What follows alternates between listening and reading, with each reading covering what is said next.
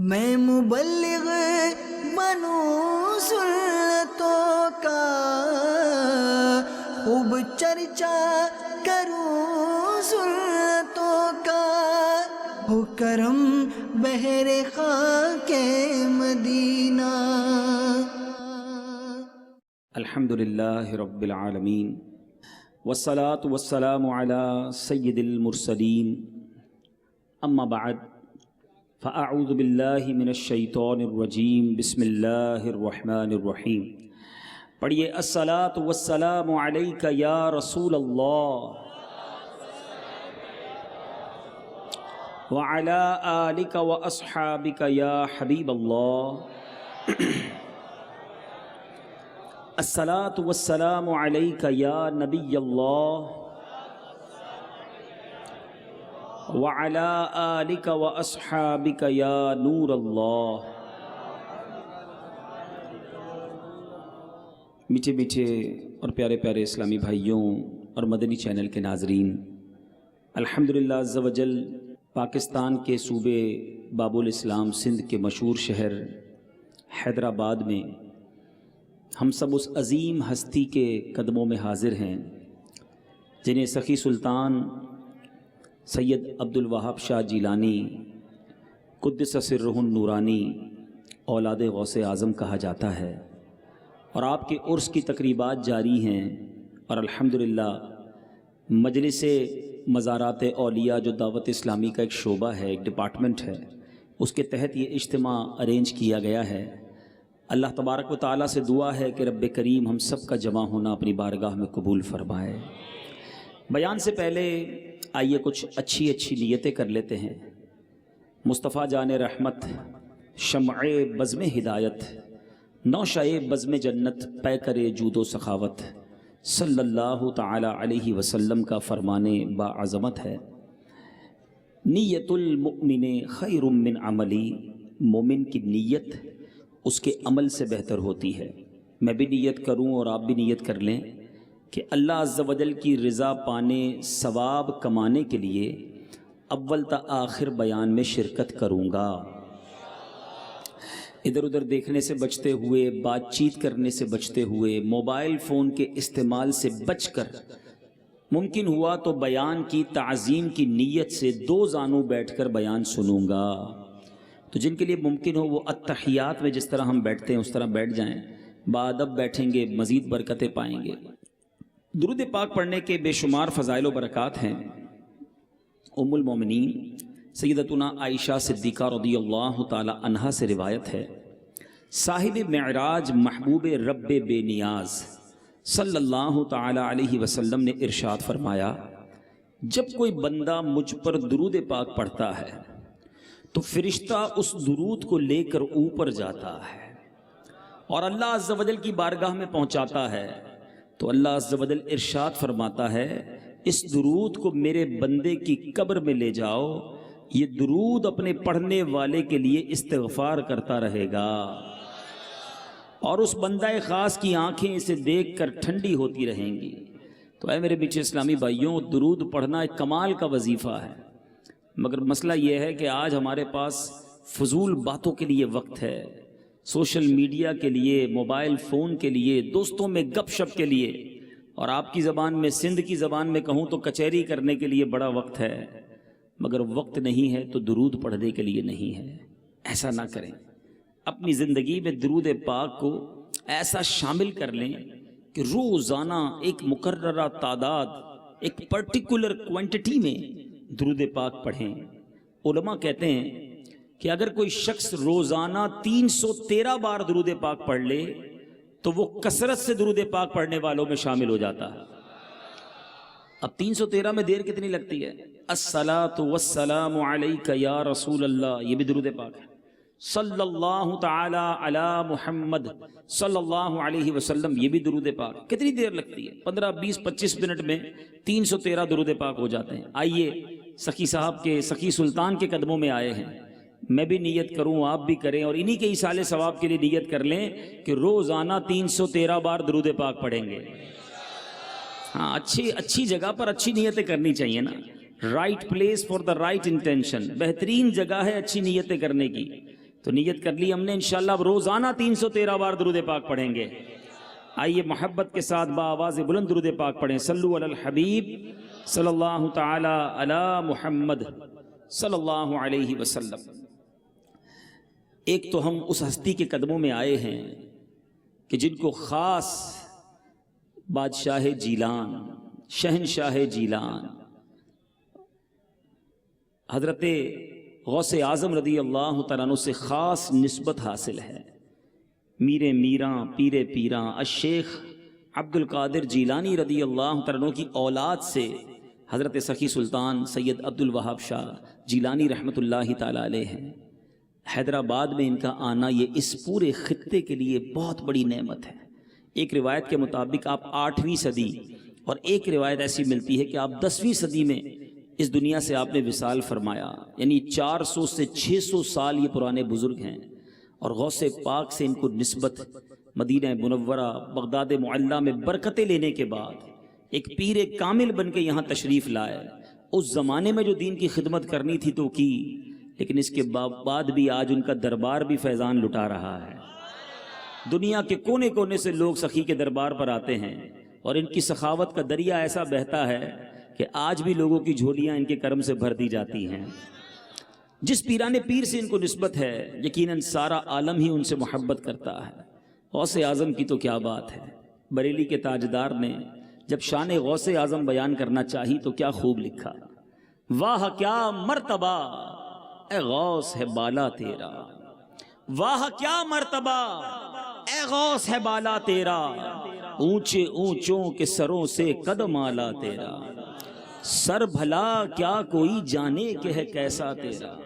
غوث پاک کے مبارک چہرے اور سر کی بات تو چھوڑو، سر بھلا کیا کوئی جانے کہ ہے کیسا تیرا، اولیاء ملتے ہیں آنکھیں وہ ہے تلوا تیرا. اور غوث اعظم کے غلاموں کو خوف نہیں ہوتا، مرید نہیں گھبراتے.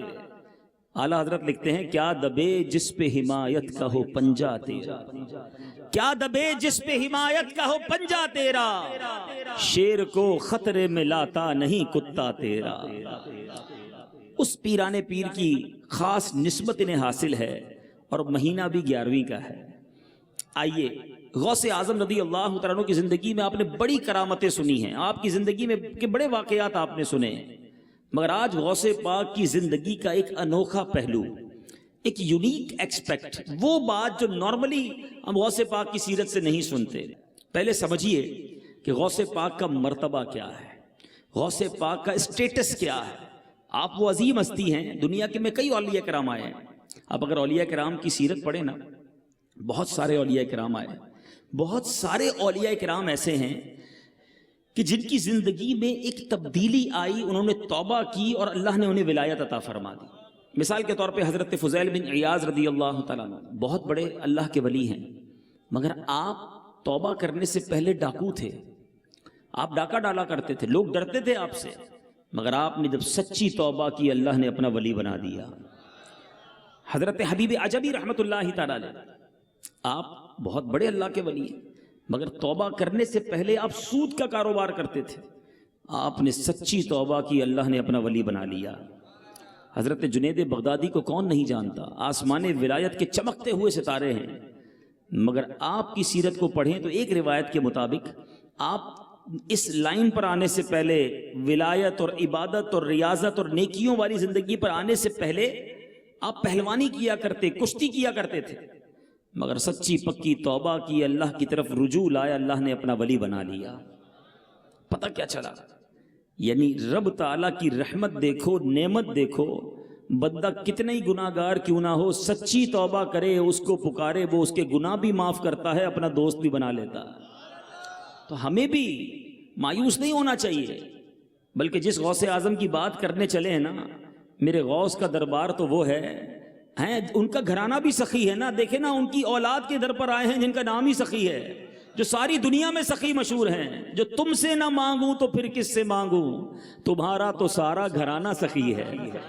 تو غوث پاک تو ایسے سخی اور ایسے دیالو، ایسے بانٹنے والے کہ آپ کے در پر ایک بار چور آیا، چوری کرنے کی نیت سے آیا تھا. مگر میرے غوث نے اس پر نگاہ ڈالی، اس نے توبہ کی، غوث پاک نے دعا کی، اللہ نے اسے کتب بنا دیا۔ سیکھنے کو کیا ملا؟ سچی توبہ بندے کی زندگی پلٹا دیتی ہے۔ میں گناہگار سہی، بدکار سہی، میں کیسا بھی سہی، اگر اللہ سے دوستی کر لوں، سچی توبہ کر لوں، تو میرے کریم کے خزانوں میں کمی نہیں ہے۔ وہ معاف کرنے والا، درگزر کرنے والا، بخشنے والا، اور کرم کے دریا بہائے تو ولایت عطا فرما دیتا ہے۔ تو میں آپ کو ایک مشورہ بھی دینا چاہتا ہوں کہ جب بھی اولیاء کرام کے مزارات پہ جائیں نا، ہم ماشاءاللہ آج بھی حاضر ہوئے، الحمدللہ میں بھی حاضری دے کر آیا، تو وہاں اللہ سے ایک دعا کیا کرو، اور دعاؤں کے ساتھ ساتھ کہ یا اللہ ان کے صدقے مجھے بھی اپنا ولی بنا لے۔ ہاں، میرے رب عز و جل کے خزانے بہت بڑے، ہمیں لگتا ہے یار میں اور اللہ کا ولی، بھائی میں تو کچھ بھی نہیں نا، میرا کریم چاہے تو سب ہو سکتا ہے نا۔ امیر اہل سنت نے ماشاءاللہ اپنے اشعار میں ہمیں یہ ترغیب دلائی ہے، بڑا پیارا شعر ہے امیر اہل سنت کا۔ تو اپنی ولایت کی خیرات دے دے، ہاتھ اٹھائیے اور مل کر تو اپنی ولایت کی خیرات دے دے، میرے غوث کا واسطہ یا الہی، میرے غوث کا واسطہ یا الہی، بنا دے مجھے نیکوں کا صدقہ، گناہوں سے مجھ کو بچایا الہی، گناہوں سے مجھ کو بچایا الہی، آمین۔ تو میں عرض کر رہا تھا کہ غوث پاک کا پہلے مرتبہ ذہن میں رکھنا، پھر جو میں غوث پاک کی زندگی کا ایک بڑا ہی عجیب پہلو بیان کرنے جا رہا ہوں، شاید بہت سو نے پہلی بار یہ سننا ہے کہ کیا غوث پاک کی زندگی میں ایسا دور بھی آیا؟ غوث پاک کا مرتبہ پتہ ہے کیا ہے؟ جیسے میں نے بتایا کہ بہت سارے اولیاء کرام کچھ اور تھے، توبہ کیا تو ولی بنے، مگر پیران پیر، پیر دستگیر، روشن ضمیر، قطب ربانی، محبوب سبحانی حضرت شیخ عبد القادر جیلانی اللہ کے وہ ولی ہیں جو بائی برتھ یعنی مادر زاد ولی ہیں۔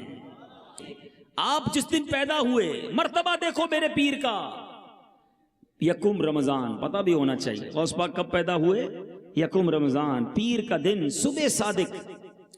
جب بچہ پیدا ہوتا ہے نا تو فوری طور پر کوشش کی جاتی ہے اس کو ماں کا دودھ پلا دیا جائے، فرسٹ فیڈ کروا دیا جائے، مگر غوث پاک رضی اللہ تعالیٰ عنہ نے دودھ نہیں پیا۔ دوپہر ہو گئی، شام ہو گئی، سارے گھر والے پریشان، یہ کیسا بچہ ہے، صبح سے شام ہو گئی کوئی ایک قطرہ دودھ کا نہیں پی رہا۔ جیسی غروب آفتاب ہوا غوث پاک نے ماں کا دودھ پینا شروع کر دیا۔ ہو سکتا ہے پہلے دن سمجھ نہ آئی ہو، مگر جب دوسرا دن آیا رمضان کا، پھر صبح صادق ہوئی، پھر غوث پاک نے دودھ پینا چھوڑ دیا۔ جیسی غروب آفتاب ہوا جیلان والوں نے افطار کیا، غوث پاک نے بھی دودھ پینا شروع کر دیا۔ اب وہ ریئلائز ہوا کہ جناب اس بچے نے تو پہلے دن سے ہی روزہ رکھنا شروع کر دیا ہے۔ چھوڑا ہے ماں کا دودھ بھی ماہ سیام میں، چھوڑا ہے ماں کا دودھ بھی ماہ سیام میں، اس مرد با صفا کو ہمارا سلام ہو۔ مگر ایک بات سنیے، سارے دیوانے غوث کے بیٹھے ہیں دنیا بھر میں، مجھے سنا جا رہا ہے، غوث پاک کے چاہنے والوں، اے 11ویں منانے والوں، اے قادریوں ذرا سنو، جس پیرانے پیر سے محبت کرتے ہو وہ تو پیدا ہوتے ہی روزے رکھنا شروع کر دیں، اور ہم فرض روزے چھوڑ دیں؟ کیا غوث پاک کا چاہنے والا رمضان کے روزے قضا کر سکتا ہے؟ سوچئے، سیرت غوث سے کچھ تو لیجئے نا۔ آؤ نیت کرتے ہیں آج کے بعد رمضان کا کوئی روزہ قضا نہیں ہوگا، بلکہ جو قضا ہو گئے جن کے توبہ بھی کریں اگر بغیر کسی شرعی مجبوری کے، اور نیت کریں ان سب کا کیلکولیشن کر کے، ان کا حساب کر کے سارے پھر ادا بھی کریں گے انشاءاللہ۔ آگے چلتے ہیں، مرتبہ بتا رہا ہوں۔ غوث پاک جس دن پیدا ہوئے نا جیلان شہر میں، یہ قصبہ بغداد کے قریب ہے، جہاں پیدا ہوئے اللہ تبارک و تعالیٰ کی کرم نوازی دیکھو، جیلان میں اس دن 1100 بچے پیدا ہوئے اور 1100 کے 1100 لڑکے پیدا ہوئے، اور اللہ نے ان سب کو اپنا ولی بنا لیا۔ پیران پیر کی آمد تو کیا ہوئی، ولایت بٹنا شروع ہو گئی، اور یہ فیضان ایسا جاری ہے۔ علماء کرام کہتے ہیں آج بھی، جی ہاں، سینکڑوں برس گزر گئے، آج بھی دنیا میں اگر کوئی ولی بنتا ہے، کسی کو ولایت ملتی ہے، تو بغداد والے غوث کے در سے ملتی ہے۔ تو یہ مرتبہ ہے، اتنا بڑا مقام ہے، ٹھیک ہے؟ اب ذرا غور سے دل تھام کے سننا کہ جس کا اتنا بڑا مقام ہو، جو رب کی بارگاہ میں اتنا مقرب ہو، آپ دعا کریں تو کشتی دریا سے باہر آ جائے، آپ دعا کریں تو لوگوں کی مصیبتیں ٹل جائیں، مگر خود غوث اعظم پر کیسی کیسی مصیبتیں آئیں، غوث اعظم رضی اللہ تعالیٰ عنہ پر کیسی کیسی مشکلیں آئیں۔ آج میں زندگی کا ایک ایسا پہلو بیان کرنے جا رہا ہوں، جی ہاں، آج بھی غوث پاک کا نام اللہ کی بارگاہ میں وسیلے کے طور پر پیش کیے جائے تو رب کریم اس عظیم بزرگ کی برکت سے ہماری مشکلیں ٹال دیتا ہے، مگر خود پیران پیر سیدی غوث اعظم رضی اللہ تعالیٰ عنہ کی حیات طیبہ میں آپ نے کتنی مشکلیں اٹھائیں، ذرا غور سے سنیے گا۔ خود سرکار غوث پاک رضی اللہ تعالیٰ عنہ فرماتے ہیں کہ میں شہر میں جب رہتا تھا، بغداد شہر میں جب چلے گئے تھے، ایسا وقت بھی آیا کہ آپ فرماتے ہیں کہ میں گرے پڑے ٹکڑے یا جنگل کی کوئی گھاس پتی اٹھا کر کھا لیا کرتا تھا، کئی سال فاقے سے گزرے۔ فرماتے ہیں اور جب دیکھتا کہ میں کوئی گھاس پھوس اٹھا لوں تو دوسرے فقراء کو دیکھتا تھا کہ وہ بھی کوئی گری پڑی چیز اٹھانے آئے ہیں، تو میں اپنے اسلامی بھائیوں پر ایثار کر کے واپس آ جاتا، چھوڑ دیتا تاکہ یہ گھاس پھوس کھانے کا بچا ہوا ٹکڑا یہ کھا لے۔ بھوک کے اندر بھی ایثار ہے۔ آگے چلیے، فرماتے جب بھوک کے سبب کمزوری حد سے بڑھ گئی، قریب الموت پہنچ گیا، غوث پاک فرما رہے ہیں اتنا بھوک لگی، کھانا کئی دنوں سے نہیں کھایا تھا، اب ایسا لگا مر جاؤں گا، تو کہتے ہیں میں نے پھول والے بازار سے ایک کھانے کی جو چیز زمین پر پڑی تھی اٹھائی اور ایک کونے میں جا کر بیٹھ گیا کہ وہ گری پڑی چیز اٹھا کر کھا لوں۔ کہتے ہیں اتنے میں ایک عجمی نوجوان آیا، عجمی کہتے ہیں جو عربی نہ ہو، ہم سارے عجمی ہیں، ٹھیک ہے، یعنی ایک عجمی نوجوان آیا اور اس کے پاس تازہ روٹیاں تھیں اور بھنا ہوا گوشت تھا، وہ بیٹھ کر کھانے لگا۔ تو کہتے ہیں میرے برابر میں بیٹھ کر تازہ گوشت کھا رہا ہے، گرم روٹی کھا رہا ہے، اور میرا بھوک سے برا حال ہے۔ غوث پاک فرماتے میری بھوک اور بڑھ گئی، شدت بڑھ گئی، ایسی حالت ہو گئی کہ جب وہ نوجوان لقمہ اٹھا کر اپنے منہ میں ڈالتا تھا تو غوث پاک فرماتے بے اختیار میرا بھی جی چاہتا کہ میں اپنا منہ کھولوں اور میرے منہ میں یہ لقمہ ڈال دے۔ سوچو کبھی زندگی میں ایسی بھوک ہم میں سے کس نے برداشت کی ہے؟ ہم میں سے کون ہے جس نے زمین سے اٹھا کر ٹکڑے کھائے ہیں؟ اے قادریوں، میرے پیر، ہم سب کے بڑے پیر نے یہ وقت گزارا ہے۔ آگے سنتے جاؤ۔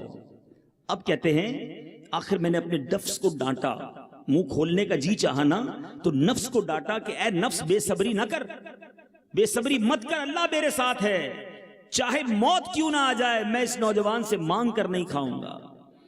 بات بات پر مانگنے والے، بات بات پر ہاتھ پھیلانے والے، چھوٹی چھوٹی معاملے پر لوگوں سے اپنی مصیبت کا بتا کر مدد مانگنے والوں، سنو، یہ ہاتھ پھیلانا، مدد مانگنے کے لیے سوال کرنا، یہ اللہ کو پسند نہیں۔ ہر کسی کو اجازت نہیں ہے کہ وہ سوال کرے، مسکین ہو، کھانے کو بالکل نہ ہو، جس کے پاس بالکل تنگ دستی ہو وہ ہاتھ پھیلائے نا۔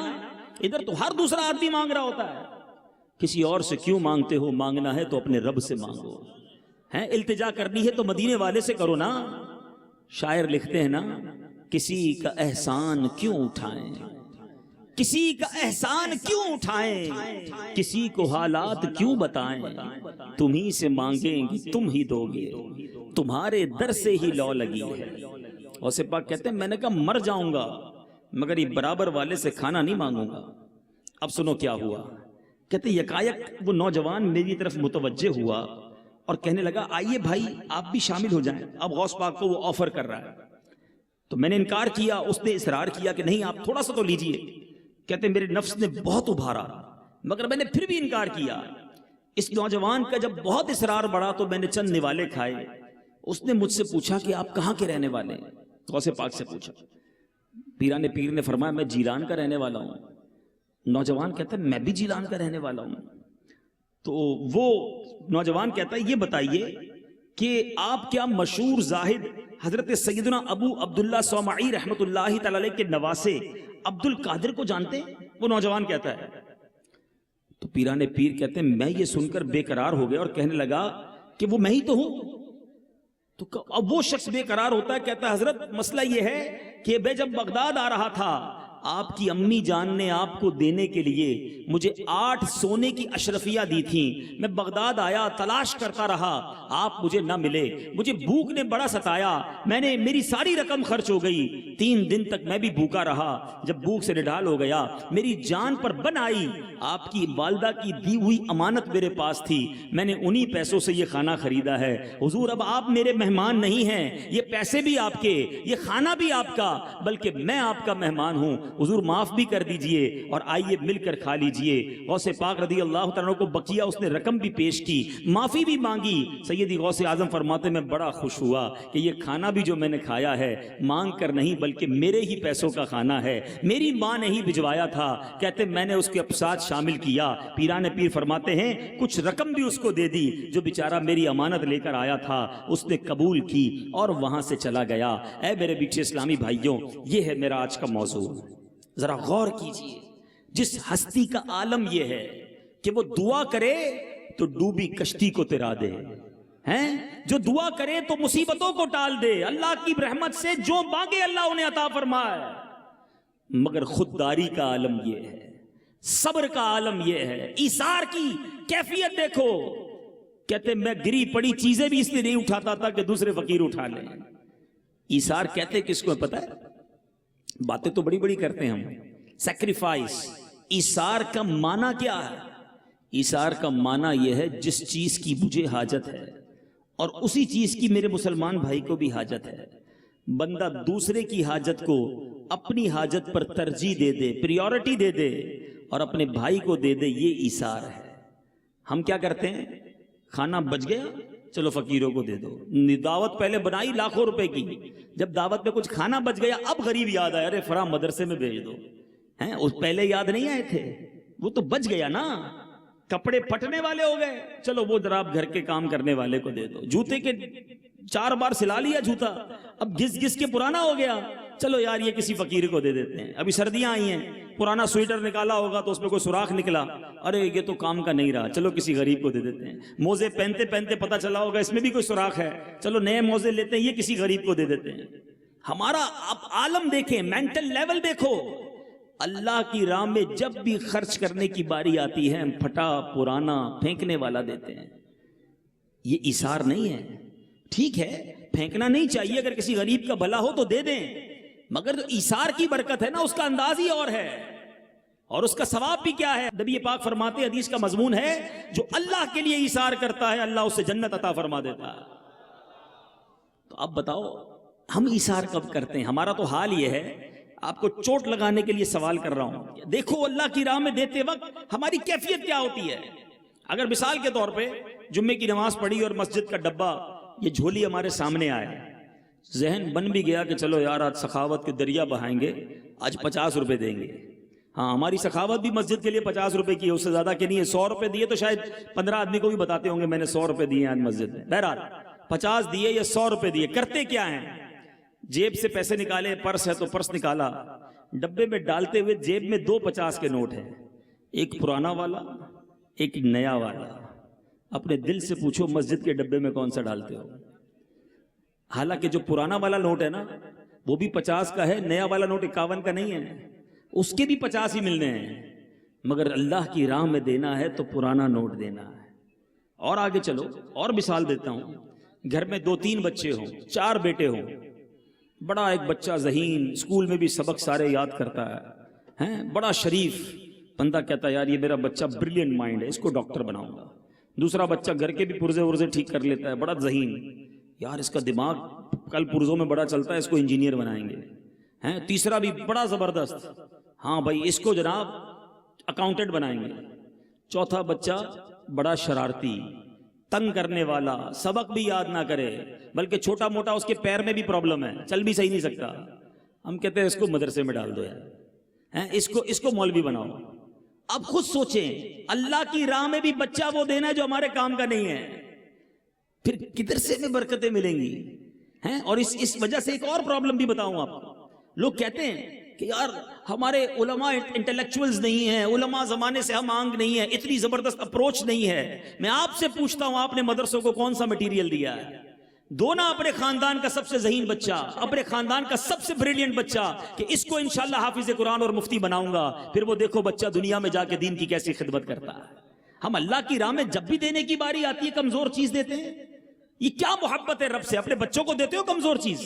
پھٹا ہوا موزہ کبھی بچے کو دیا ہے؟ اپنی فیملی کو کھانا کھلانے کے لیے کبھی بچا ہوا کھانا لائے ہو؟ اللہ کی راہ میں جب دینے کی باری آئے گی سب سے کمزور چیز نکالتے ہو۔ قرآن کے 4 پارے کی پہلی آیت ہے، لن تنالوا البر حتى تنفقوا مما تحبون۔ اللہ فرماتا ہے تم اس وقت تک بھلائی کو نہیں پہنچ سکتے جب تک اپنی پیاری چیز راہ خدا میں خرچ نہ کرو، بہترین چیز۔ ہم تو نہیں کرتے ایسا، مگر پیران پیر کا عالم دیکھو، بھوک سے برا حال ہے، ٹکڑے اٹھاتے ہوئے بھی سوچ رہے ہیں کسی کا بھلا ہو جائے۔ آج ہم کہتے ہیں میرا بھلا ہو جائے، کسی کا بیڑا غرق ہوتا ہو تو ہو جائے۔ جن ولیوں کے درباروں پہ آئے ہو نا، سخی سلطان کے در پر آنے والوں سنو، ان ولیوں کے دل بڑے ہوتے تھے، یہ درگزر کرنے والے ہوتے تھے، یہ ایثار کرنے والے، یہ اللہ کے بندوں کا اچھا سوچنے والے۔ آج مزاروں سے بھی فیض لٹا رہے ہیں، مگر آج ہمارا ذہن یہ بن چکا ہے، بس یار میرا کام ہونا چاہیے، کسی اور کی بات نہیں کرو۔ اتنا خود غرضی والا ذہن ہے، گاڑی پارک کرتے وقت بھی ذہن یہ ہوگا میری گاڑی لگ جائے بلے 2 کی گاڑیاں رک جائیں۔ نہ کرو ایسا۔ اسلام جو ہے نا وہ بھلائی کا درس دیتا ہے، سب کا بھلا، سب کی خیر، سب کے بھلے میں اپنی خیر، یہ نیت ہونی چاہیے۔ ایک غزوے کا موقع تھا، ایک صحابی زخموں سے چور چور تھے۔ اب کیا ہوا، اتنے زخموں سے چور چور تھے کہ آخری سانسیں تھی۔ آپ نے آواز لگائی پانی۔ آپ کی رشتہ دار ایک خاتون بھی وہاں موجود تھی، پانی لے کر وہ صحابیہ پہنچی۔ جیسے ہی صحابی رسول کے قریب پہنچ کر پانی دینے لگی، آخری سانسیں، برابر سے ایک اور زخمی کی آواز آئی پانی۔ یہ صحابی کہتے ہیں بہن اس کو پلا دو۔ وہ خاتون صحابی اس حالت میں ایثار دیکھو، خود بھی ضرورت ہے، اب وہ پانی لے کر دوسرے کے پاس جاتی ہیں۔ جب وہاں گئی تو جب ان کو پانی پیش کیا تو ایک تیسرے صحابی کی آواز آئی العطش، پیاس۔ وہ صحابی کہتے ہیں تیسرے کو پلا دو۔ جب تیسرے کے پاس پہنچی ان کا انتقال ہو گیا، دوڑتی ہوئی دوسرے کے پاس آئیں، ان کا انتقال بھی ہو گیا، چلتی ہوئی جلدی سے اپنے رشتہ دار کے پاس آئیں، ان کا بھی انتقال ہو گیا۔ یہ تھے صحابہ، یہ تھے ایثار۔ آخری سانسیں تھی مگر ایثار تھا۔ آج ہم صحت مند ہوں، سکون میں ہوں، پھر بھی ایثار نہیں کرتے۔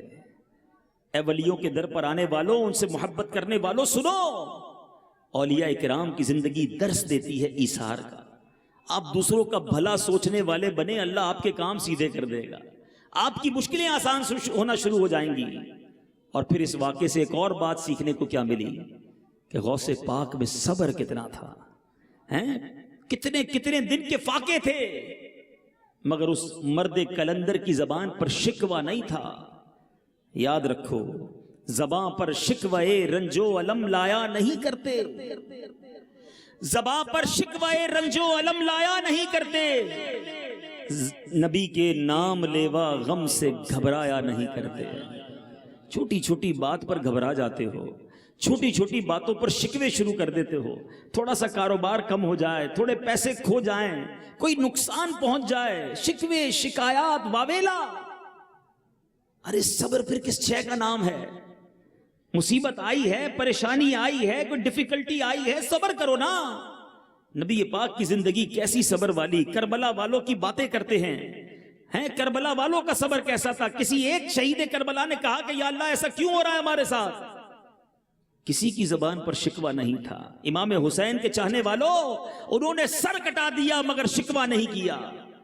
آج ہمیں چھوٹی سی تکلیف ہو تو شکوہ شکایات دنیا بھر کو بتاتے ہیں۔ سب کو بتاتے ہیں میرا نقصان ہو گیا, میرا پرابلم ہو گیا, میرے سر میں درد ہو گیا, میرے پیٹ میں درد ہو گیا, میری دکان میں یہ مسئلہ ہو گیا, میری موٹر سائیکل چوری ہو گئی, میرا موبائل چلا گیا. مجھے ایک بات بتائیے, آپ کسی کو کچھ بھی بتا دیں کیا وہ لوٹا دیتا ہے؟ ہیں؟ بتانے کا کوئی فائدہ نہیں, تمہارا ثواب ہی چلا جاتا ہے. تمہارے صبر کا جو ثواب تھا وہ گیا. لوگ کہتے ہیں سارے زمانے کو بتا کر پھر کہتے ہیں اب کیا کر سکتے ہیں, صبر ہی کر رہے ہیں. اب آپ صبر نہیں کر رہے ہیں. صبر یہ تھا, یہ جو بڑا خوبصورت ایک جملہ ہے نا, صبر جمیل. کسی کو پتا ہے صبر جمیل ہے کیا؟ یہ کسی جمیل بھائی کا صبر نہیں ہے. ہاں سنو, آج سمجھ لو صبر جمیل. بہت بڑی بڑی باتیں لوگ کرتے ہیں, اللہ آپ کو صبر جمیل دے. اس سے کبھی پوچھنا صبر جمیل کا معنی تو بتا دیں. صبر جمیل یہ ہے کہ آپ مصیبت زدہ اور غیر مصیبت زدہ میں فرق نہ کر سکیں. آپ پتہ ہی نہ چلے کہ بندہ مشکل میں ہے, نہ اس کا چہرہ بتائے نہ اس کا انداز بتائے. میں جانوں, میرا رب جانے, میں کیوں کسی کو بتاؤں میرا کیا نقصان ہو گیا ہے. اچھا ایک سوال ہے, ویسے نقصان ہو تو سب کو بتانا ہے, فائدہ ہو تو کبھی بتاتے ہو کسی کو؟ گھر جا کر بھی فوراً بتائیں گے گھر والوں کو مارکیٹ بہت ڈاؤن ہو گئی ہے, بہت نقصان ہو گیا ہے, مال نہیں بک رہا ہے, تاکہ گھر والے خرچے کم کر دیں. لیکن جس دن آپ کی بکری اچھی ہوتی ہے اس دن گھر والوں کو جا کے بتایا بڑا اچھا بزنس ہوا ہے, ہم نہیں بتاتے, گھر والے خرچہ شروع کر دیں گے. کوئی اچھی چیز لوگوں کو نہیں بتانی. اللہ نے اتنی نعمتیں دی ہیں, ذرا سا نقصان ہو جائے سب کو بتانا ہے. حضرت رابعہ بصریہ رضی اللہ تعالیٰ عنہ, دیکھو اللہ والے اور اللہ والیہ کیسی ہوتی تھی. حضرت رابعہ بصریہ بہت بڑا نام ہے, ولایت کی بہت اونچی منزل پر ہے. ایک بار آپ نے ایک شخص کو دیکھا سر پر پٹی بندھی ہوئی تھی, تو حضرت رابعہ بصریہ نے کہا کیوں باندھی پٹی؟ کہ حضور سر میں درد ہے اس لیے باندھی ہے. بڑی کمال کی بات کی. فرماتی کبھی صحت کی پٹی بھی باندھی تھی؟ سمجھ آئی بات؟ کہ اللہ نے تجھے اتنے دنوں تک صحت مند رکھا, کسی کو نہ بتایا, آج تھوڑا سا درد آیا ہے تو سب کو بتانے لگا ہے. ہاں کسی کو کیوں بتاؤں میں کہ میں کس مشکل میں ہوں, میں کس پریشانی میں ہوں. اے میرے میٹھے اسلامی بھائیوں, بچپن سے ایک آیت یاد ہے, ان اللہ مع الصابرین. یاد ہے کہ نہیں یاد ہے؟ اللہ صابروں کے ساتھ ہے. ارے جس کے ساتھ رب ہو جائے اس کی مشکل کب رہے گی؟ صبر کرو نا, رب ساتھ ہو جائے گا, رب کی رحمت ساتھ ہو جائے گی. مگر صبر ہی تو نہیں آتا. آؤ اے پریشانوں, اے بیماروں, اے مصیبت زدوں, غور سے سنو. یہ بیماریاں, یہ پریشانیاں, صبر کرو نا تو کتنی بڑی نعمت ہیں. اللہ تبارک و تعالیٰ اپنے بندوں کو آزماتا ہے اور پھر اس پر کیا کیا نعمتیں عطا فرماتا ہے. قرآن مجید فرقان حمید میں ہمیں بہت پہلے کہہ دیا گیا کہ ہمارا ٹیسٹ ہوگا. قرآن فرماتا ہے سورہ بقرہ آیت نمبر 155 میں, ترجمہ کنز ایمان, اور ہم ضرور تمہیں آزمائیں گے کچھ ڈر اور بھوک سے, کچھ مالوں اور جانوں اور پھلوں کی کمی سے, اور خوشخبری سنا صبر والوں کو. یہ ٹیسٹ ہوتا ہے ہمارا. بیماری آتی ہے, مال کم ہو جائے گا, صحت میں کمی آئے گی, واقعی نقصان ہوگا, یہی تو ٹیسٹ تھا نا. مگر اس امتحان میں لوگ ناکام ہو جاتے ہیں, واویلا کرتے ہیں, شکوہ کرتے ہیں, بلکہ معاذ اللہ اتنا آگے بڑھ جاتے ہیں کہ اس شکوے شکایات میں کفر یا کلمے بھی کہہ جاتے ہیں. ایک مصیبت تو بیماری کی آئی تھی, اس سے بڑی مصیبت یہ آئی کہ ایمان بھی چلا گیا. نہ کرو شکوہ, نہ کرو شکایت, صبر کرو, اللہ تمہیں اس کا بہت بہترین اجر عطا فرمائے گا. پیارے آقا علیہ الصلوۃ والسلام کی حدیث پاک سنیے. نبی پاک علیہ الصلوۃ والسلام ایک بار صحابہ کے پاس آئے. پیارے آقا نے پہلے سوال کیا کہ کیا تم سب مومن ہو؟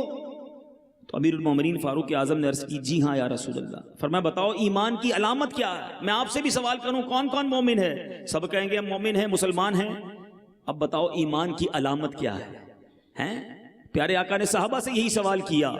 صحابہ عرض کرتے ہیں حضور آزمائش کے وقت ہم صبر کرتے ہیں, اللہ کے فیصلے پر راضی رہتے ہیں, جب اچھے حالات ہوتے ہیں تو اللہ کا شکر ادا کرتے ہیں. نبی پاک نے فرمایا رب کعبہ کی قسم تم مومن ہو. یہ تین چیزیں اب نوٹ کر لو. آسانی آئے, فراخی آئے, رزق بڑھ جائے تو شکر کرنا چاہیے, تنگی آ جائے, مشکل آئے تو صبر کرنا چاہیے, اللہ کی طرف سے ہمارے لیے کوئی فیصلہ ہو تو اس پر راضی رہنا چاہیے. یہ مومن کی نشانی ہے. ہم ہر جگہ الٹا کر رہے ہیں. اب سنیے گا ذرا, اللہ آسانی دے تو کیا کرنا ہے؟ شکر کرنا ہے. کیا کرنا ہے؟ ہم کیا کرتے ہیں؟ بندہ غریب ہو تو تھوڑے گناہ, پیسے بڑھتے جاتے ہیں, گناہ بھی بڑھتے جاتے ہیں, عیاشیاں بھی بڑھتی جاتی ہیں. خود سوچو یار, جو رب دے رہا ہے, عطائیں دے رہا ہے, وہ عطائیں بڑھاتا ہے، ہم خطائیں بڑھاتے ہیں۔ ہونا کیا چاہیے تھا؟ اللہ عطائیں بڑھاتا، ہم سجدے بڑھاتے، ہم صدقہ بڑھاتے، ہم نماز بڑھاتے۔ یا اللہ تو نے مجھے نوازا، میں تیرا اور شکر ادا کروں گا۔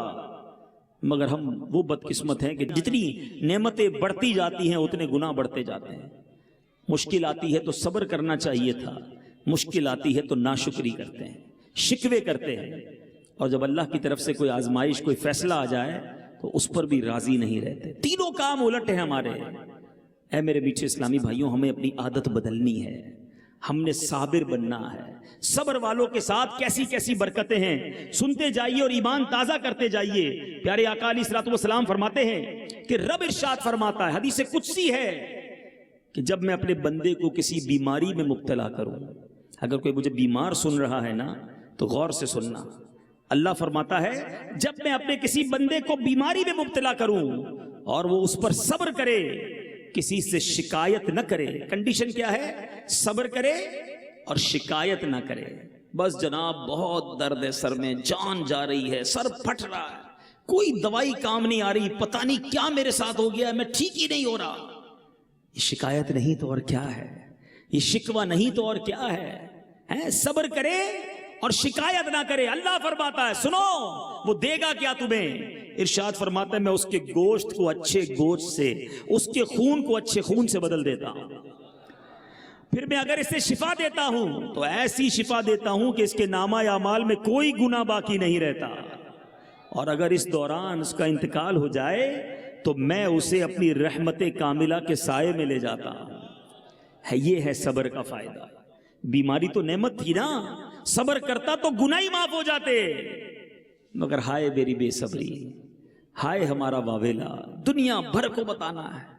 آپ سوچئے اللہ مجھ سے اور آپ سے بڑی محبت فرماتا ہے، اللہ 70 ماؤں سے زیادہ چاہنے والا ہے۔ وہ رب کریم جب بھی کوئی آزمائش بھیجتا ہے اس کے پیچھے اس کی حکمتیں ہیں، ہمارے درجے بڑھنے ہیں، ہمارے گناہ معاف ہونے ہیں، ہمارا ثواب بڑھنا ہے، مگر ہم اس آزمائش میں فیل ہو جاتے ہیں، ہم اس تکلیف پہ صبر نہیں کرتے۔ سنو نبی پاک علیہ الصلوۃ والسلام فرماتے ہیں جب میں اپنے کسی بندے کے بدن پر، اس کے مال پر یا اس کی اولاد پر کوئی سختی بھیجوں، سنو وہ شخص جس کا کاروبار ڈاؤن جا رہا ہے، سنو میرے وہ بھائی جس کی اولاد بیمار ہے، سنے میرا وہ بھائی جو خود بیمار ہے، حدیث پاک سنا رہا ہوں، جس بندے کے بدن پر، اس کے مال پر، اس کی اولاد پر کوئی سختی بھیجوں، پھر وہ صبر جمیل کے ساتھ اس کا استقبال کرے، تو قیامت کے دن مجھے حیا آئے گی کہ اس کے لیے میزان قائم کروں اور اس کا نامہ اعمال کھولوں۔ نامہ اعمال ہی نہ کھلے، اب فیصلہ کر لو، تھوڑی سی بیماری آئی ہے، تھوڑا کاروبار کم ہوا ہے، میں صبر کر لوں اور قیامت کے دن میرا نامہ اعمال نہ کھلے۔ یہ سودا مہنگا تو نہیں ہے نا، ہے میزان عمل پر بخشا جاؤں، اس سے بڑی کون سی نعمت ہے؟ تو کیوں کرتے ہیں شکوے، کیوں کرتے ہیں شکایت، کیوں نہیں کرتے صبر؟ اے میرے میٹھے اسلامی بھائیوں، آپ اللہ کے فیصلوں پر راضی رہنا سیکھیے۔ اور بزرگان دین کا انداز بتاتا ہوں، حضرت فتح موصلی رحمت اللہ تعالی علیہ کی زوجہ محترمہ، ایک بار آپ کو ٹھوکر لگی، آپ کا ناخن ٹوٹ گیا۔ آپ میں سے کسی کا ناخن ٹوٹا ہو تو پتہ چلتا ہے کتنی سخت تکلیف ہوتی ہے، جان نکل جاتی ہے۔ آپ مسکرانے لگی، کسی نے کہا حضور آپ کو تکلیف نہیں ہوئی، ناخن ٹوٹ گیا آپ مسکرا رہی ہیں؟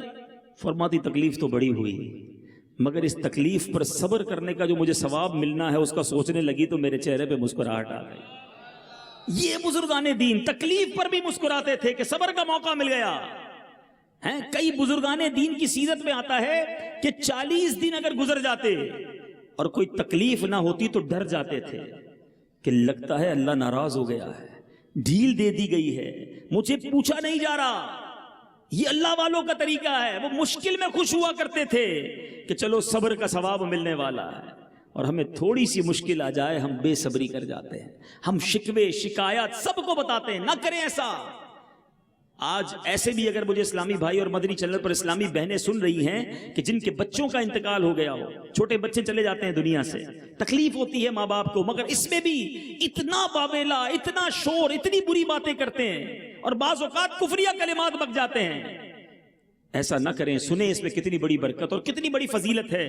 پیارے آقا علیہ الصلوۃ والسلام نے فرمایا جس مسلمان جوڑے کے 3 بچے انتقال کر جائیں، اللہ عز و جل ان بچوں پر فضل و رحمت کرتے ہوئے دونوں کو جنت میں داخل کر دے گا۔ صحابہ نے عرض کی حضور 2 بچے؟ آقا نے کہا 2 بچے ہوں پھر بھی جنت میں داخل کر دے گا۔ پھر صحابی نے کہا حضور 1 بچہ؟ فرمایا 1 بھی۔ پھر فرمایا اس ذات پاک کی قسم جس کے قبضہ قدرت میں میری جان ہے، جس عورت کا کچا بچہ فوت ہو جائے، جن کا حمل گر جاتا ہے، سنو صبر کرو، نبی پاک فرماتے ہیں قسم اٹھا کر کہ جس عورت کا کچا بچہ فوت ہو جائے اور وہ اس پر صبر کرے تو وہ بچہ اپنی ماں کو ناف سے کھینچتا ہوا جنت میں لے جائے گا۔ ارے یہ تو جنت کا سامان آیا تھا اور تم نے چیخیں مار کر لوگوں کو بتا کر اللہ کی بارگاہ میں شکوے کر کے، بہت بری عادت ہے۔ اللہ کی رضا پر راضی رہنا سیکھیے۔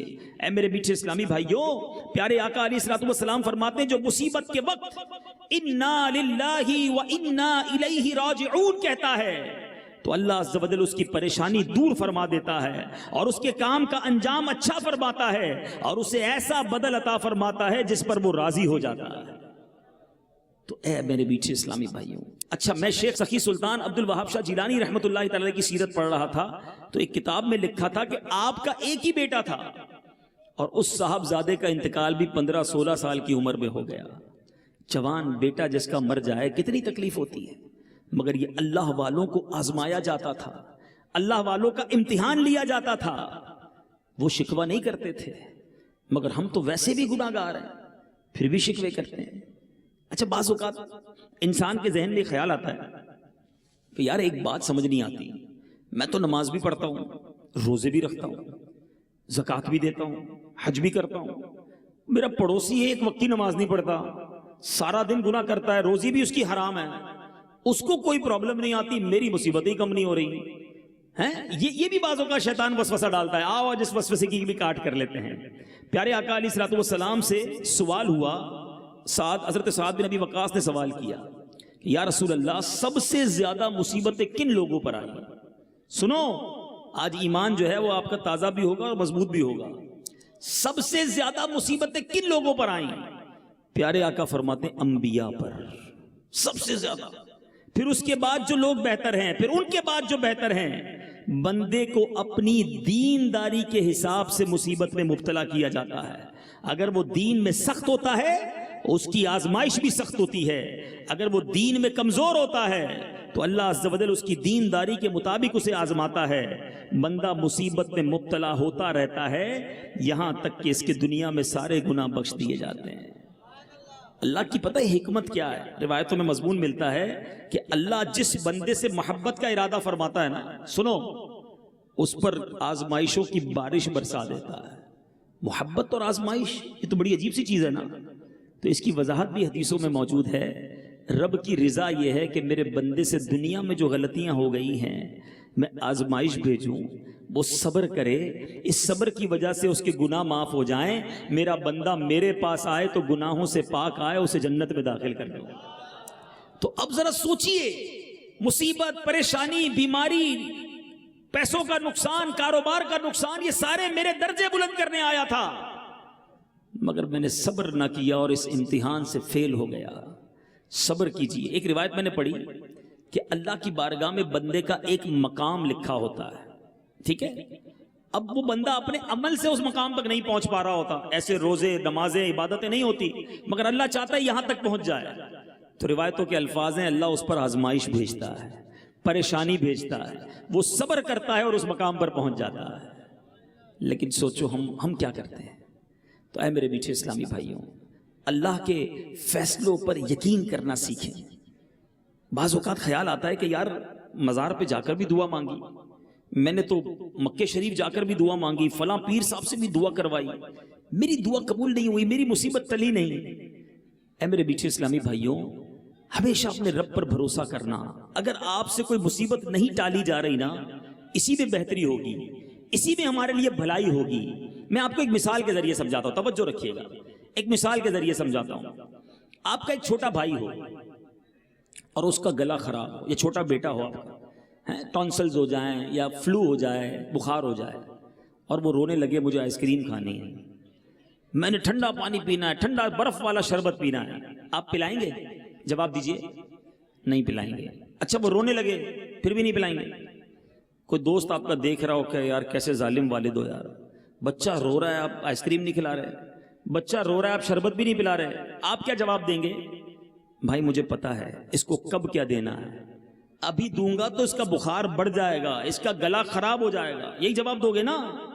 اب دل پر ہاتھ رکھ کے میری بات سننا، تم والد ہو، تم کو پتا ہے بچے کو کب کیا دینا ہے، میرے مالک کو نہیں پتا مجھے کب کیا دینا ہے؟ میں رو رہا ہوں یا اللہ بیٹا دے دے، میں رو رہا ہوں یا اللہ کاروبار میں برکت دے دے، میں رو رہا ہوں یا اللہ مجھے اپنا مکان دے دے، نہیں مل رہا، رب پر بھروسہ رکھو، یہی میرے لیے اچھا ہے، ہو سکتا ہے بیٹا ملنا ہو اور اسی بیٹے نے مار کر مجھے گھر سے نکالنا ہو، نہیں ہے ایسے بیٹے؟ پوچھو ان ماں باپ سے جن کو اولڈ ہاؤس میں بچے ڈال کر آئے ہیں، وہ سوچتے ہوں گے بچہ نہ ہی ہوتا تو اچھا تھا۔ سوچو، مال بڑی نعمت ہے، کیا پتا میرا پیسہ بڑھنا تھا اور میرا ایمان جانا تھا، اللہ نے مجھے مال ہی نہیں دیا تاکہ میرا ایمان سلامت رہ جائے۔ رب پر بھروسہ کرنا تو سیکھو نا۔ تو مصیبتیں آتی ہیں، پریشانیاں آتی ہیں، ہم نے صبر کا دامن تھامنا ہے۔ آپ صبر کرو، رب کی رحمت آپ کے ساتھ ہوگی۔ سیدی غوث اعظم کے صبر کا عالم آپ نے سنا، اب آؤ پیرانے پیر کی عبادت کا کیا عالم تھا۔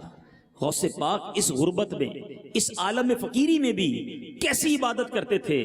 فرماتے تھے رات بھر عبادت کرنی ہوتی، نیند بڑی آتی تھی، میں نے دیوار سے ایک کھوٹی باندھی، اس کھوٹی سے رسی لگائی، اپنے گرد باندھ لی، ساری رات کھڑا رہتا عبادت کرنے کے لیے، جب تھوڑی سی نیند آتی جھٹکا کھاتا، وہ رسی کھچتی، میری آنکھ کھل جاتی۔ فرماتے ہیں میں نے 40 سال تک عشاء کے وضو سے فجر کی نماز ادا کی ہے۔ اے غوث پاک کے چاہنے والوں، اولاد غوث کے در پہ آئے ہیں، یہ وہ لوگ ہیں جو 40 سال تک عشاء کے وضو سے فجر پڑھیں، اور اولیاء کا چاہنے والا نہ عشاء پڑھے نہ فجر پڑھے۔ بتاؤ نا یہ کیسی محبت ہے۔ ہم ساری زندگی 11ویں کھاتے ہیں، بالکل کھائیں گے، مگر نیازی ہیں اس سے پہلے نمازی ہیں۔ ہمارے غوث تو نمازی تھے نا، نماز سکھانے والے، اور ہم نمازیں قضا کر دیتے ہیں۔ بہت سارے ایسے نمازی ملتے ہیں، کہتے ہیں 4 نمازیں ہو جاتی ہیں، فجر میں آنکھ نہیں کھلتی۔ اول تو پڑھتے نہیں، کچھ تو ایسے جو کہتے ہیں سارا دن کام میں مصروف ہوتا ہوں، رات کو ساری ایک ساتھ پڑھ لیتا ہوں۔ تو ان سے میرا سوال ہے کہ اتنے مصروف ہوتے ہو تو رات ہی کو ناشتہ کیا کرو، رات ہی کو دوپہر کا کھانا بھی کھا لیا کرو، ڈاکٹر نے پورے دن کی جو دوائیں دی ہیں وہ بھی رات کو کھا لیا کرو۔ تو آپ کہیں گے نہیں بھائی دوائی کا ٹائم ہوتا ہے، نہیں کھائیں گے تو صحت خراب ہو جائے گی، دوائی ٹائم پہ کھانی ہے، ناشتہ ٹائم پہ کرنا ہے، دوپہر کا کھانا ٹائم پہ کھانا ہے، نماز تم کو ساری ایک ساتھ پڑھنی ہے۔ سوچئے یہ کیسی اولیاء کرام کی محبت ہے۔ سب سے پہلا فرض نماز ہے۔ اے میرے میٹھے اسلامی بھائیوں، جان بوجھ کر جو ایک نماز قضا کر دے گا، نبی پاک فرماتے ہیں جس حدیث کا مضمون ہے اس کا نام جہنم کے دروازے پر لکھ دیا جائے۔ پیارے آقا نے انگلیوں کو اس طرح ملا کر حدیث میں بتایا۔ کبھی عید کے دن ہوا ہوگا کوئی پہلوان سا آدمی گلے ملے، زور سے دبائے تو چیخ نکل جاتی ہے کہ پسلی نہ ٹوٹ جائے بھائی۔ پیارے آقا نے انگلیوں کا اشارہ کر کے بتایا کہ جو بے نمازی ہوگا اس کو قبر اس طرح دبائے گی کہ اس کی پسلیاں ٹوٹ پھوٹ کر ایک دوسرے میں پیوست ہو جائیں گی۔ نماز چھوڑ دیتے ہیں ہم۔ لوگ کہتے ہیں صبح آنکھ نہیں کھلتی، ان سب سے سوال ہے جن کی صبح آنکھ نہیں کھلتی کہ کبھی ایسا ہوا تمہاری صبح 6 بجے کی ٹرین ہو، آپ کہیں آنکھ نہیں کھلی، چلی گئی ٹرین، 4 بجے سے اسٹیشن پہنچ جاتے ہیں۔ دوستوں نے کہا یار رات 3 بجے نکلنا ہے پکنک کے لیے، خوشی میں رات ہی نیند نہیں آئی، یار دوست نکل نہ جائیں بغیر بتائے۔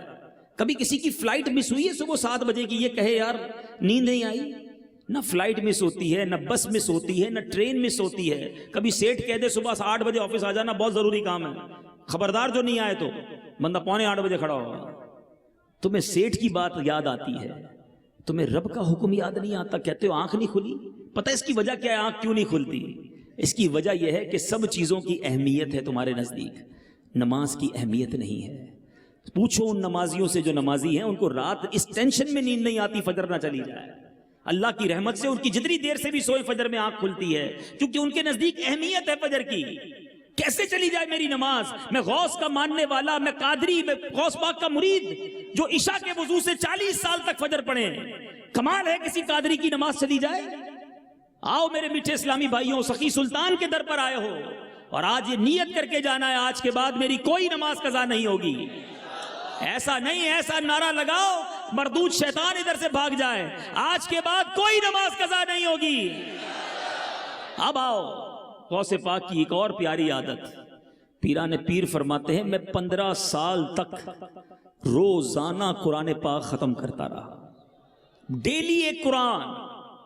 بڑی محبت ہے نا غوث پاک سے، بالکل ہونی چاہیے، سچی پکی محبت کرنی ہے. آج پیران پیر روز پورا قرآن پڑھیں، اور قادری کہلانے والے کو قرآن پڑھنا ہی نہ ہے. پڑھنا تو دور کی بات ہے، بہت بڑی تعداد ہے ہماری جن کو تلفظ کے ساتھ، تجوید کے ساتھ قرآن پڑھنا ہی نہیں آتا. اب سوچئے کتنی زندگی گزر گئی، میں نے قرآن ہی نہیں سیکھا.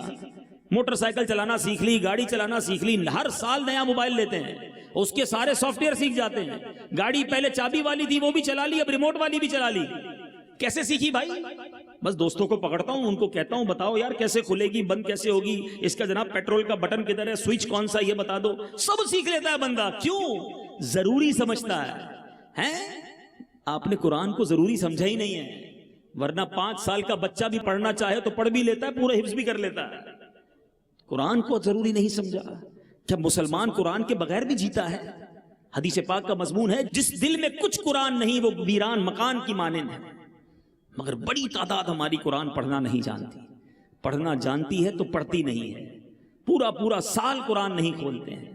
ایسا نہ کریں میٹھے اسلامی بھائی، قرآن کی روزانہ تلاوت کریں اور صحیح طریقے سے تلاوت کریں. اچھا جب ہم ایسی بات کرتے ہیں نا کہ قرآن صحیح پڑھنا چاہیے، نہیں پڑھیں گے تو گناہ ملے گا، تو کچھ لوگ کہتے ہیں یار یہ بڑی مشکل باتیں کرتے ہیں، اتنا تھوڑی ہوتا ہے، اللہ معاف کرنے والا ہے، تھوڑا بہت تو چلتا ہے.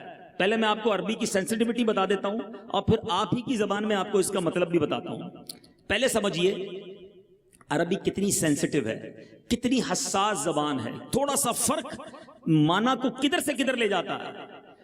ہم روز ہی پڑھتے ہیں نا صراط الذین انعمت علیہم، سورہ فاتحہ میں پڑھتے ہیں نا، ان لوگوں کے راستے پر چلا جن پر تیرا انعام ہوا. انعمت علیہم، اگر کوئی پڑھ لے انعمت علیہم، تا کی جگہ تو پڑھ لے، صبر کی جگہ پیش پڑھ لے، تھوڑا ہی فرق ہے نا. پتہ ہے معنی کیا بن جائے گا؟ ان لوگوں کا راستہ جن پر میں نے انعام کیا. اللہ کے انعام کی بات ہو رہی ہے، اب بندہ کہہ رہا ہے میں نے انعام کیا. نماز ہوگی اس کی، ثواب ملے گا اس کو. قل هو اللہ احد، کہو کہ اللہ ایک ہے، احد. اگر کوئی کہتا ہے احد، ہا کی جگہ پڑھتا ہے ہا، سننے میں تو اتنا فرق نہیں ہے احد اور احد میں. سنو معنی کیا بن جائے گا. احد کے معنی ایک ہے، احد کے معنی بزدل ہے. اب جو اللہ کو یہ کہے گا کیا اس کی نماز ہوگی؟ اس کو قرآن فائدہ دے گا؟ کچھ روایتوں کا مضمون ہے کہ کچھ قرآن پڑھنے والے ایسے ہیں جن پر قرآن خود لعنت کرتا ہے. اچھا پھر شیطان بھی تو ہے نا، وہ کہے گا جناب یار یہ ایسا تھوڑی ہوتا ہے، تھوڑا ہی تو فرق ہے، پڑھ تو لیتے ہیں نا، اللہ معاف کرنے والا ہے. چلو میں اب یہ سائنس نے نا بڑے کام آسان کر دی ہیں. پہلے لوگوں کو کرامت سمجھ نہیں آتی تھی. غوث پاک فرماتے ہیں نظر تو الی بلاد اللہ جمعا کخردلۃ علی حکم اتصالی، میں اللہ کے شہروں کو ایسے دیکھتا ہوں جیسے رائی کا دانہ میری ہتھیلی پر موجود ہے. ہاں چاہنے والے تو شروع سے مانتے تھے، مگر جن کو سمجھ نہیں آتی تھی ان کو آج کے موبائل فون نے سمجھا دیا ہے. 5000 6000 کا موبائل لے لو، اس میں 200 روپے کا انٹرنیٹ ڈلوا لو اور گوگل پر سرچ کرو تو پوری دنیا ہاتھ میں یوں نظر آنے لگ جاتی ہے. تمہیں 5000 کا موبائل دکھا دے، غوث پاک کا روحانی کنیکشن دکھا دے تو کیا مسئلہ ہے؟ ہاں بڑا آسان ہو گیا کرامت سمجھنا ہے. تو اب جو کہتے ہیں نا یار چلتا ہے تھوڑا بہت تو فرق ہے. اب میں آپ سے سوال کرتا ہوں، اب میری بات صحیح سمجھ آ جائے گی آپ کو کہ قرآن صحیح پڑھنا کس لیے اور کتنا ضروری ہے. آپ کی کوئی پاسورڈ تو لگاتے ہو نا کبھی کبھی موبائل پہ، ویب سائٹ پر لگاتے ہو، ای میل پر لگاتے ہو، یا کچھ لوگوں کا آن لائن بینکنگ ہوتا ہے تو اس پہ بھی اپنا پاسورڈ ڈالتے ہیں اکاؤنٹ کا، سنبھال کے بھی رکھنا چاہیے. ٹھیک ہے، آپ نے پاسورڈ بنایا ہے ABCD کچھ بھی لکھا ہے، وہ کیپٹل ورڈ سے لکھا ہے، اس کی جگہ اب ایسا کرنا اسمال ورڈ لکھ لینا، کھل جائے گا پاسورڈ. ارے وہی اے تو ہے، چھوٹا ہی ہے نا، بڑا نہیں ہے. تو آپ کہیں گے نہیں یار اگر اے بڑا فکس کیا ہے تو بڑا ہی والا لکھنا پڑے گا، اسمال نہیں چلے گا. اچھا چلو جو آپ نے لکھا ہے وہی لکھے رہنے دینا، ایک بیچ میں نقطہ اضافہ کر دینا، پھر تو کھل جائے گی نا ویب سائٹ. اچھا نہیں کھلے گی، نقطہ ہی تو بڑھایا ہے. اچھا چلے نقطہ بھی نہیں بڑھاؤ، تھوڑا اسپیس دے دو، جو پاسورڈ ہے نا اس میں ایک اسپیس کا بٹن صرف دبا دو، فرق تھوڑا سا ڈال دو، اب تو کھل جائے گا آپ کا اکاؤنٹ. اچھا اب بھی نہیں کھلے گا؟ کیوں اتنا بھی نہیں چلتا؟ نہیں جناب، جو ہے وہی کرنا پڑے گا. سارے دنیا کے معاملات سمجھ پڑتے ہیں آپ کو. کہ جیسا پاسورڈ ہے، جیسا نقطہ ہے، جہاں فل اسٹاپ ہے ویسا ہی کرنا پڑے گا. قرآن اور حدیث اور دین کی باری آتی ہے یار اللہ معاف کرنے والا ہے، چل جائے گا. اللہ کے بندوں جو شرعی قانون ہے وہ پورے عمل کرنے پڑیں گے.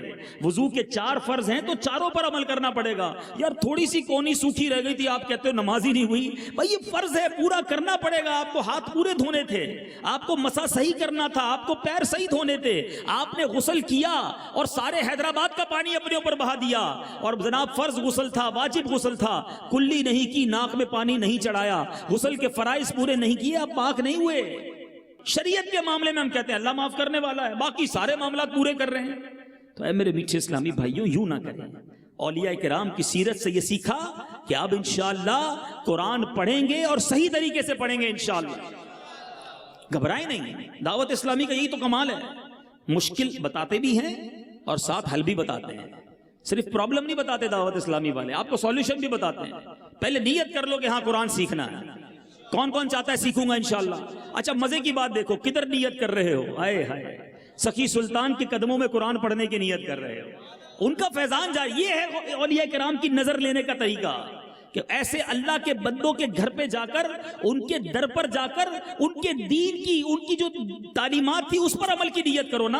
ادھر جا کر مزارات پر جا کر بھی لوگ حرام کام کرتے ہیں، مزارات پر جا کر بھی لوگ غلط کام کرتے ہیں، اور ان کی وجہ سے لوگ مزارات کو برا کہتے ہیں. جو حاضری مزار کو برا کہتے ہیں اللہ ان کو عقل سلیم دے.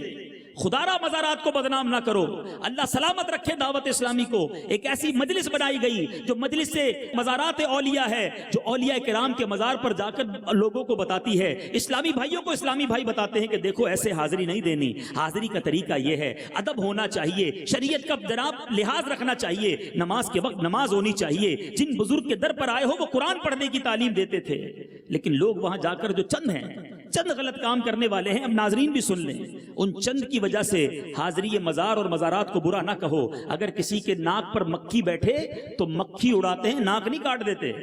لوگ کہتے ہیں مزارات پر ہی نہیں جانا چاہیے. تو شادیوں میں برے کام ہوتے تو کبھی یہ کہا شادی بند کر دو؟ برے کام ختم کرے نا. اللہ کی رحمت سے دعوت اسلامی کر رہی ہے. دیکھیں نا کیسا پیارا سنت و بڑا اجتماع، اسی جن بزرگ کے قدموں میں آئے ہیں انہی بزرگ کی تعلیمات کو عام کیا جا رہا ہے نا. نماز کی، قرآن کی، سچ بولنے کی دعوت دی جا رہی ہے. یہ طریقہ دعوت اسلامی نے اپنایا ہے. اب ساتھ دیجیے دعوت اسلامی کا. ہم مل جل کر انشاءاللہ نہ صرف پاکستان بلکہ دنیا بھر کے زائرین مزارات اولیاء پر جانے والوں کے ہاتھ جوڑ کر پیر پکڑ کر انشاءاللہ ان کو بھی حاضری کا طریقہ سکھائیں گے.